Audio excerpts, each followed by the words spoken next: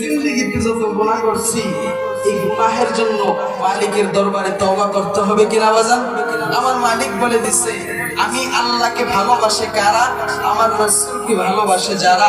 আমার রাসূলের ইত্তেবা অনুসরণ সুন্নাত আদায়ের মাধ্যমে ইত্তেবা আদর্শ পালনের মাধ্যমে যদি একটা বান্দা বান্দি আমি আল্লাহকে ভালোবাসতে পারে, আমি আল্লাহর ভালোবাসা পেয়ে যাবে। আমি আল্লাহ দুনিয়ার মধ্যে তাদের জন্য একটা পুরস্কার ঘোষণা করে রাখছি। পুরস্কারটা কি? বান্দা জিন্দেগিতে যত গুনাহ করছো আমি আল্লাহর দরবারে তওবা করবা। এই তওবা করার জন্য তিনটা শর্ত। এক নাম্বার নিয়ত ঠিক করা, দুই নাম্বার আল্লাহর কাছে অনুতপ্ত হওয়া, তিন নাম্বার এই গুনাহ আর জীবনে করব না এটার জন্য আল্লাহর কাছে দৃঢ় বিশ্বাস রেখে এটার জন্য আল্লাহর কাছে তওবা করা।